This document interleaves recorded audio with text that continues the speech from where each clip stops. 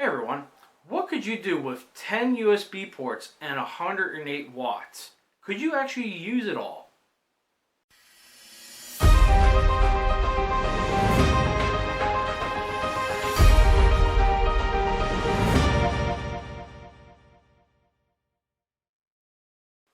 So yeah, I think I can find a use for 10 USB ports. It's not that hard nowadays considering everything is powered by USB.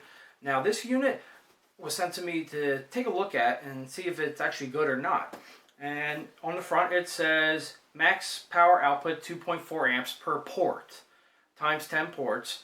It has a crazy little symbol. It says avoid overcharging, maximum 108 watts, and a 10 port USB smart charging station. Now they call it charge because supposedly this has BC 1.2 charging. It allows you up to 2.4 amps. It won't allow it to go any higher type of deal. Supposedly it's supposed to help save your battery. I don't know. We'll find out in a little bit. On the back of it, it also shows, let's see here, 10 port USB, standard voltage, 100 to 240 volts, heat radiating function, which basically means it has nice little slots into it to allow the heat up, and adjustable separators. You get, what is it, 5 of the tall ones, which I'll show you in a second, and 6 of the smaller ones. And you can adjust it over the top perfectly. And package contents: 1 smart charging station, which I'll show you, 1 power adapter, which is rated at 12 volts at 8 amps, 11 separators, yeah, that works out right, 6 and 5, and 1 user manual. Oh, there's a user manual in here? I didn't even notice that. I just put the thing together and put it on the table. It's that simple. It really is. Let me see here, because I've already played with it a little bit. Oh.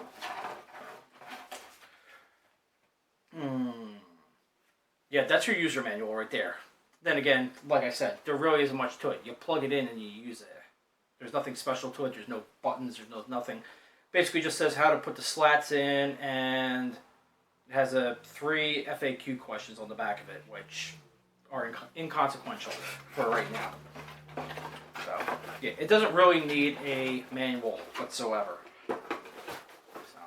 Let's actually get to the unit itself, and let me get this box out of the way.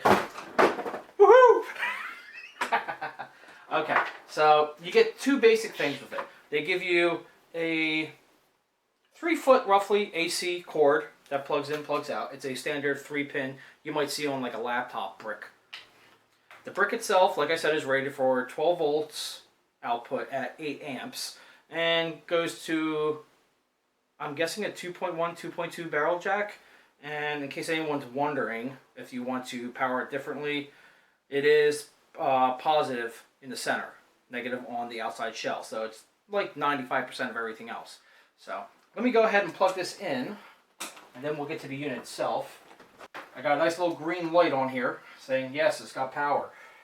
And I think that's going to sit right there for the moment. Now here's the unit itself. It's actually very light, probably a pound, maybe a pound and a quarter. I have put a few of the slots in here. The whole top of it has all these little holes for it, and they just press fit, so you can move them anywhere you want to and keeps everything standing straight. So you can customize for the size of, say, a tablet, a phablet, a phone, whatever. So you can have up to, I think it was 6 small ones and 5 big ones. On the front of it, you have the brand name Alxum. I hope I pronounced that right. And you got 10 ports. And also, you'll see when I plug it in here, there's a little blue light right here. From what I've read, the little blue light just always stays on and says, hey, I got power. Now, if you do overload it, I think this unit is actually rated for a total of 8 amps. Although, considering it's stepping down from 12 volts to 5 volts, and you already have 8 amps coming at 12 volts, unless this is using a bunch of linear regulators inside of it, which when we do a teardown we'll find out, it should be switching, so you should be able to get 10 or 12 amps total over the 10 ports. So I'm going to put some load onto it. I don't think I can max it out.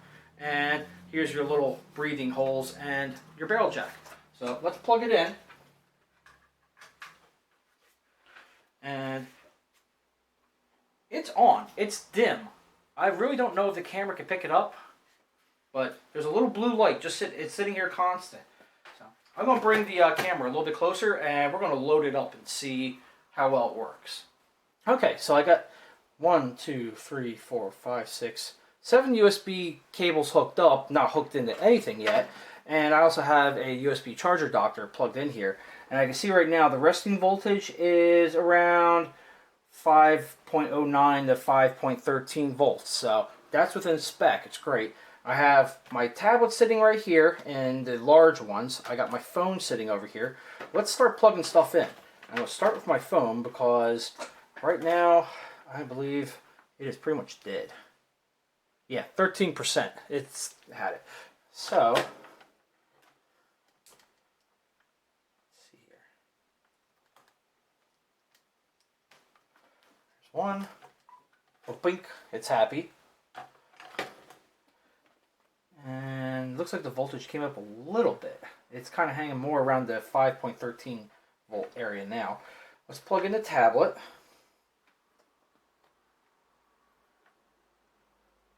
Get the position correct.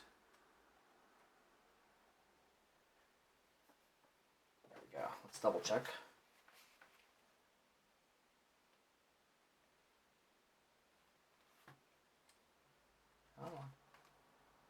There we go, charged, right up top. So, unfortunately this is not going to pull that much power right now. I thought I had it killed, but I guess not. Next, we have over here, 1, 2, and 3. These are solar lights running off of supercapacitors, and these can pull upwards of 1.5 amps each. I believe the two that are currently lit right now, yeah, 2.4, 2.58. This one's probably going to pull a fair amount of amps. This is not. This one's dead. It's definitely going to pull 1.5 amps. So, let's plug the first one in. Let's see if I... Okay, that's running because the light went off. Let's plug in the second one. Light went off. That one's now charging as well. Let's plug in the third one. If I can route the wires around here. And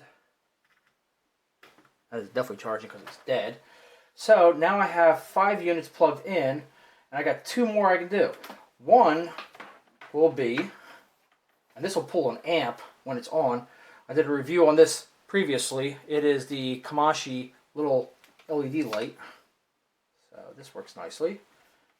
Put our hand on that. That's low. That's high. So now it should be pulling about an amp from the unit itself, and we still have a solid blue light, so we haven't maxed it out. And I also got my e-cigarette. Let's plug that in.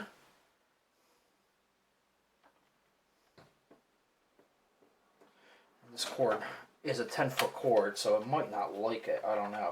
A lot of 10-foot cords have problems with voltage drops.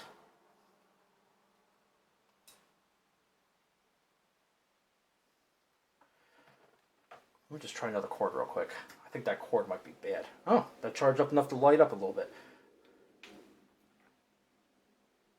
Okay, now that's charging over there, so just to make sure that these 2 ports aren't dead, let's move it on over. Nope, it's charging again. That's a bad cord. Okay, so I got a bad cord. No big deal. Throw that in the trash.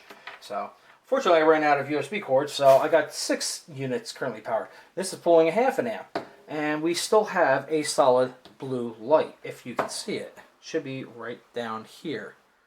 So, it has absolutely no problem, and we're still running at 5.12 volts. There's no voltage sag at all. So, either I'm not putting enough load on it, or this unit's that good. So, we've loaded it down fairly well. I probably have 6 amps running through it right now, and it's not really getting warm, but it's only been running for a few minutes, and the power adapter is still cool as well. So these must be fairly efficient switch modes. And I think we're going to stop there, disconnect everything, and we're actually going to look at the circuitry inside this unit itself. Okay, so I got the main unit open. All it is 6 little feet that go on the bottom of the unit to protect your surfaces, and 6 little screws. Once you get that done, you can just pop this top off. Comes off real easy with one of those nice little plastic removing tools. So let's see what we got here. Inside, you can see you have a really beefy cable that comes through from the barrel jack, feeds right on over and into the main circuit board, and it has been glued down, so this way it's got some form of strain relief. Now, it looks like to me they're running these as 2 banks of 5 for regulators. Let me see if I can move this over just a little bit more. And the reason I say that is you have 2 really big inductors and you have 2 regulators sitting on over here.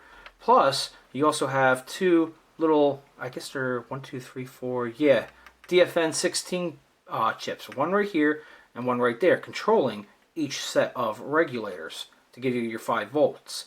So it's probably 5 USB ports over here is done by one regulator, and one's done over here by another regulator. Now, after turning the unit around, you can see these little green resistors. They're actually not resistors. These are fuses, and there's one for each and every single port. There's one right here, one right there, one right there, one right there, and all the way across the board. So each and every single USB port is individually fused. That's great. So if you blow one, you still have 9 working if you somehow short it out. And you can see this little 6-pin here.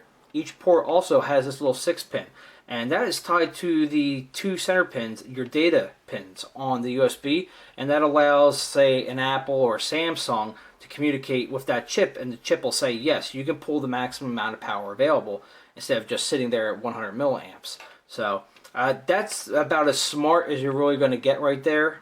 It won't allow pull more power than it can, but it will communicate with your phone, your tablet, whatever, and say, hey, you are allowed to pull X amount of current type of deal. So that's what those are for. The solder job looks really good inside here. All the surface mount components are done really well. I don't see any problems with the soldering joint. So after opening up the unit itself, I can definitely say they went pretty good on the design on this. I mean, I even failed to mention all the silver areas right here. Those are high current paths. So they did a good job on designing it. I can't see anything wrong with the solder job, especially on the DFN 16s. Sometimes you'll see shorts since these are mass produced, but there's nothing wrong here. So whatever assembly plant this came out of did a good job on it. The only thing I wish was a little bit more would be that blue light, but that's not a big deal. So this thing's going to be really fun for me. Let me see if I can get the top back on really easy. All I did was just snap on and snap off real easy. Gentle, be gentle, and line up everything correctly. Haha, okay, just snaps back on nicely. And then I can screw it back on. There we go. Now the unit's back together, and put the screws in and the little feet. But I'll use this at home. Anyone who has 4 or 5 kids at home will definitely realize the ability of having 10 charging ports. This way, if you're having dinner and you want to get the kids away from their phones, go put your phone over in the charging port and come have dinner. So this way, everyone can have their phone charged for after dinner. They can go back to their all crazy Facebooking and YouTubing and whatever. Oh, wait, YouTube. What is, huh? No. I'm also going to take this camping. I'm going to make a special cable with that same size barrel jack and have it adapt to my battery box that I take camping with me, my solar battery box. This way, I usually put it out so we can charge our cell phones, and I can charge up some of these lights if it's a really cloudy day type of deal. And other campers can use it to plug in and charge their phones. This is great. Instead of having like 2 or 3 3-port cigarette lighters moshed together, just one nice big unit, and it takes 12 volts. So you can technically run this directly from your car as well too. Anything that gives you 12 volts. So if you're willing to invest a little bit more time into making your own cables to go into the barrel jack, your mind's the limit. You can have fun with this. So I'll put a link to the unit itself down in the description, so this way you can take a look at it for yourself. I like it. It's definitely good. It's definitely one of the better units I've actually gotten to review. I like this one. So look forward to my camping videos in the summertime. Chances are I'll show this off again real quick. So if you have any questions or comments, go ahead and leave them down below. Thanks.